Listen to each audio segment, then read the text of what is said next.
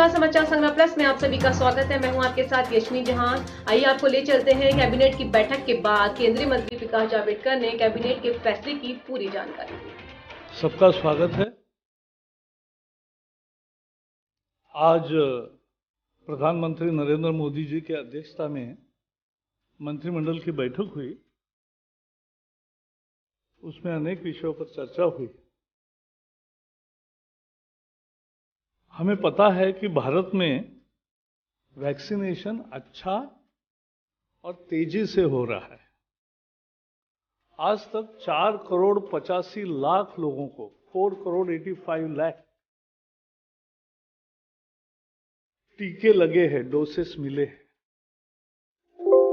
4 करोड़ से भी अधिक है जिनको एक डोज मिला है, और ऊपर 80 लाख लगभग लोग ऐसे हैं कि जिनको दूसरा डोज भी मिला है। पिछले 24 घंटे में रिकॉर्ड 32.5 लाख 32,54,000 इतने डोसेस कल 24 घंटे में दिए गए हैं।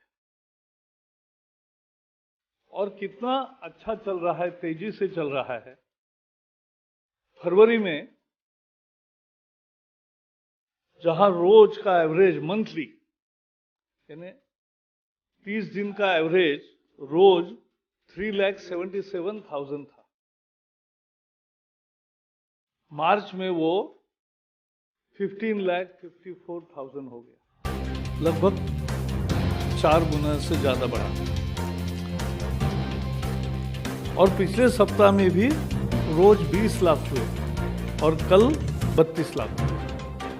तो भारत में वैक्सीनेशन का काम अच्छे तरीके से चल रहा है और तेजी से भी चल रहा है। आपको ये भी मालूम है कि पहले हेल्थ वर्कर्स और फ्रंटलाइन वर्कर्स, इन सब के लिए वैक्सीनेशन की सुविधा की गई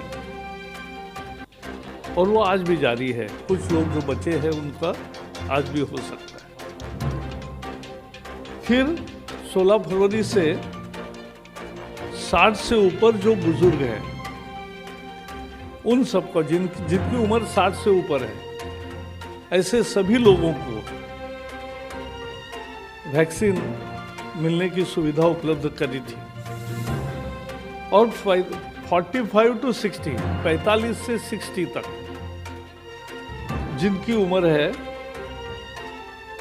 अगर उनको कोई बीमारी है तो बीमारी का सर्टिफिकेट लाने के बाद ही उनको वैक्सीन अभी तक मिलता था।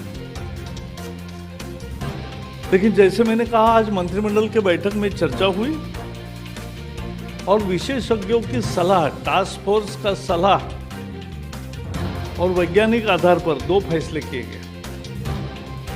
पहला फैसला ये कि 1 अप्रैल के बाद 45 से ऊपर कोई भी हो जिसको बीमारी है या नहीं है, सबको वैक्सीन उपलब्ध होगा। So from 1st of April, anybody who is over 45 age will get vaccination even though he has no comorbidities. उसके लिए उसे अब कोई दाखिला लाने की, सर्टिफिकेट लाने की जरूरत नहीं है। 45 उम्र है, उसको मिलेगा 45 से ऊपर। तो ये एक बड़ा बेस के तरफ हम जा रहे हैं। और दूसरा भी निर्णय लिया वैज्ञानिक आधार पर टास्क फोर्स के सलाह से कि जो वैक्सीन के दरमियान ये पहले बताया था कि पहले डोज के बाद 4 या 6 सप्ताह में ही वैक्सीन लेना चाहिए, दूसरा डोज। लेकिन अब वैज्ञानिकों ने पाया है कि कोविशील्ड का डोज 4 से 8 सप्ताह के दरमियान लेना ठीक है, यानी 8 सप्ताह तक उसका अंतर बढ़ा सकते हैं, उसका लाभ ही है।